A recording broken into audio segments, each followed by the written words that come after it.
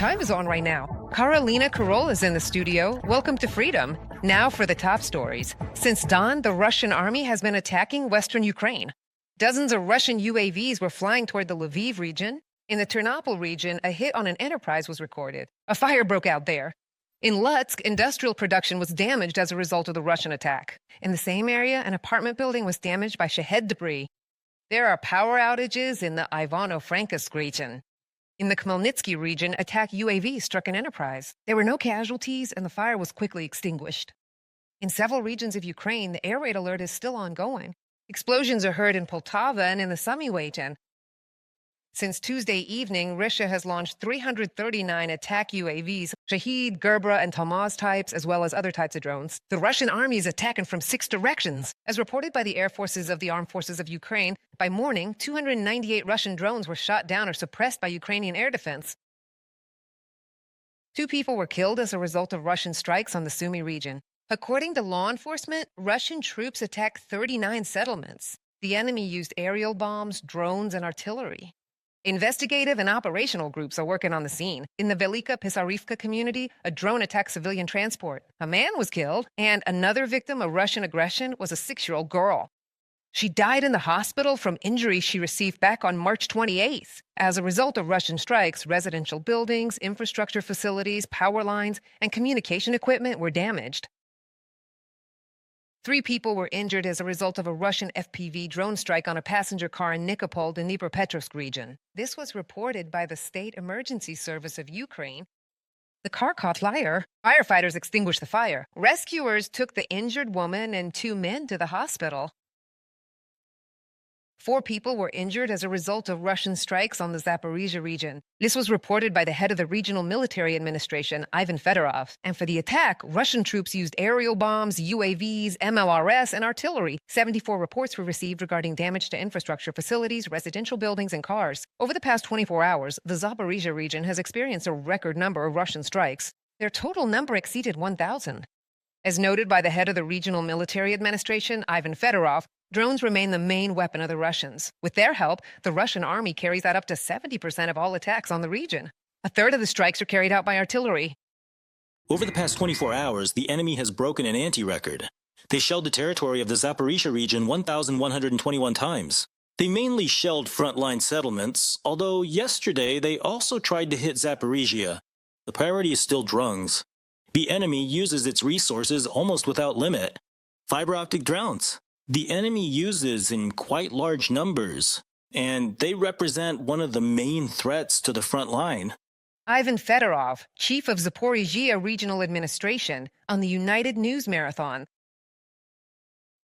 For 5 hours, rescuers fought a massive fire in Lutsk that broke out after a Russian drone strike on the city. This morning, the Russian army attacked Volyn with dozens of Shaheds. As a result of the attack, fires broke out at warehouses and civilian enterprises. Fortunately, there were no casualties. For more on the aftermath, see the report from our correspondents. An air raid alert was declared in Volyn at 6 in the morning due to the threat of Russian attack drones.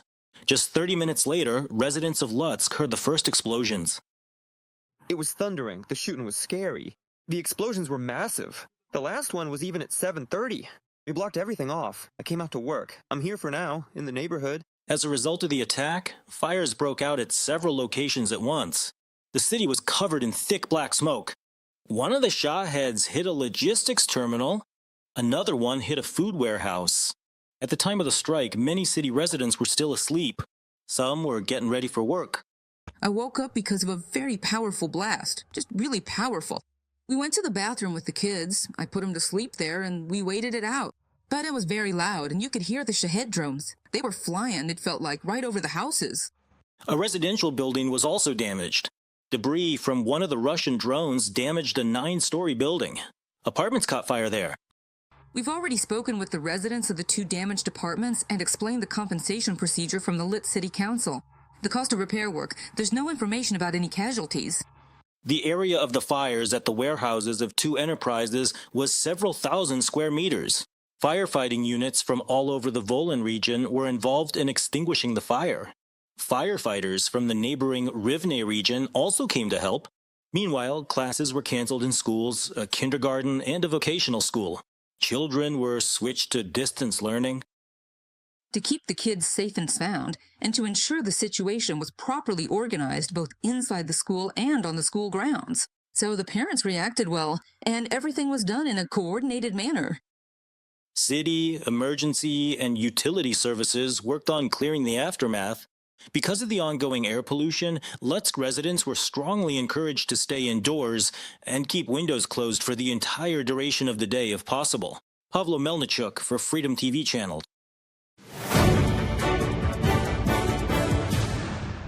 1,060 Russian military personnel were eliminated by the Ukrainian Defense Forces over the past day. This was reported by the General Staff of the Armed Forces of Ukraine. The enemy's total losses since the start of the full-scale war have already exceeded 1,298,000 soldiers. Yesterday, the Defense Forces also destroyed 2 Russian tanks, 3 armored vehicles, 59 artillery systems, and burned 219 units of Russian vehicles and tankers. 171 combat engagements were recorded on the front over the past day. This was also reported by the General Staff of the Armed Forces of Ukraine. Intense fighting is taking place in several directions at once. In the Pokrovsk sector, Russian troops attacked Ukrainian positions 56 times. In the Kostiantinovka section of the front, the Russian army conducted 20 assaults. 17 attacks were recorded in the Huliaipol direction. In the Alexandrovka sector, there were 7. In the Lyman sector, Ukraine's defenders repelled 6 assaults by the aggressor country's army. FPV drones are one of the key tools of modern warfare. They are changing the situation on the battlefield, but at the same time, they remain vulnerable to electronic warfare. However, Ukrainian engineers are finding solutions that can increase the effectiveness of these drones. Freedom correspondents found out which technologies are already working at the fight. Right now, in the middle of the screen, we have our crosshairs, where the pilot has to lock onto a target. Once he identifies it, and then simply switch it to, say, auto mode. And from there, the drone flies on its own. If the connection to the copter is lost after the handoff, our system continues to control it, mimicking the pilot's actions. In modern warfare, FPV drones perform many tasks, from reconnaissance to carrying out strikes. But due to electronic warfare systems, terrain, and distance, the operator can lose the signal even before the drone reaches its target. This is exactly the problem that Ukrainian engineers decided to fix. Overall, in my opinion, the most important part of autonomy is precisely these percentages, the statistics. With the same number of drones, the strike effectiveness can be dramatically and significantly different. You could have a 10% hit rate, it could be 30%, it could be 50%, or even higher, depending on the specific circumstances. Autonomy is the way to increase efficiency, a way to fight the invaders. The solution was an auto-homing system, a technology that allows the drone to complete an attack on its own, even after losing contact with the operator. The primary benefit of this system is that we allow the operator to identify and select a target in advance before the connection is lost, before the drone reaches potential obstacles like terrain, trees, or buildings. Consequently, we at least provide the opportunity in the last kilometer or mile and a half of flight to still hit the target, despite external factors. The company creates components that can be integrated into various platforms. This allows for the rapid scaling of solutions. Testing takes place not only in laboratories. Engineers are constantly testing the systems in combat conditions. We're in the field right now. We spend a lot of time here. Any changes to the code, the control logic, or anything else require field tests. For some of the initial tests before field trials, we also use simulation.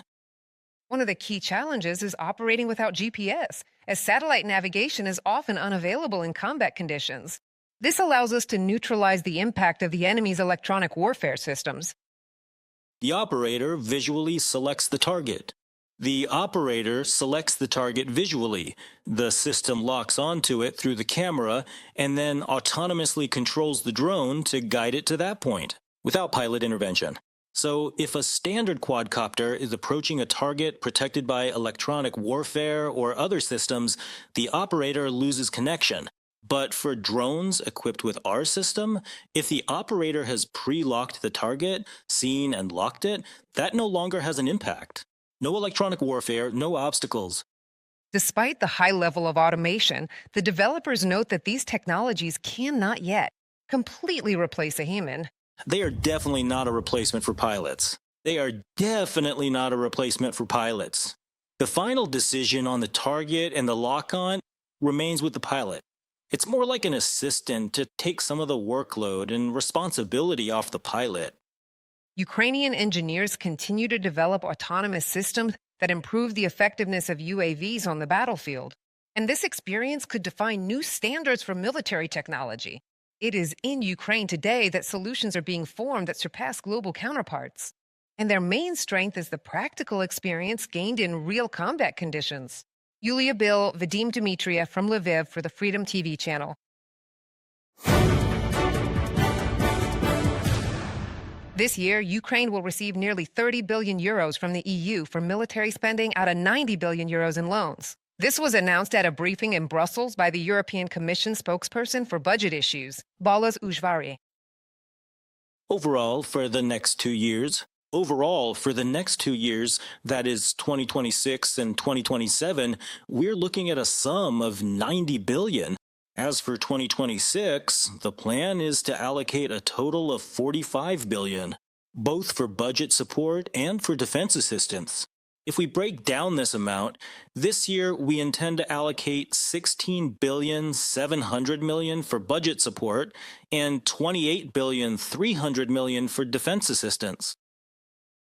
Ireland is allocating 40 million euros in humanitarian aid to Ukraine. This was announced by the country's Minister for Foreign Affairs, Trade and Defense, Helen McEntee. She is there in Kyiv today.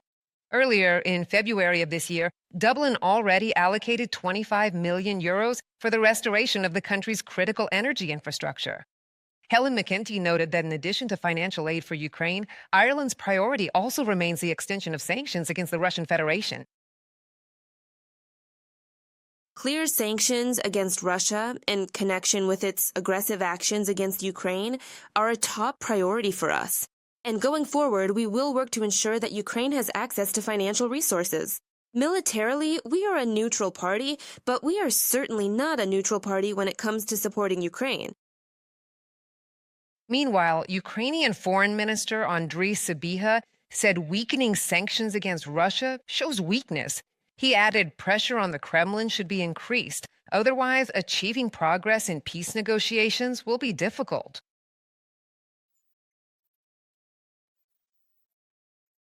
Ukraine's position remains unchanged.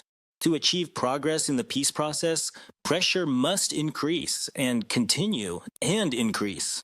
Therefore, any weakening is a sign of weakness. There should be no doubt that Russia's trying to play its own game. In all negotiations and meetings, we should get rid of any positive perception of Russia and move to realistic, tough pressure.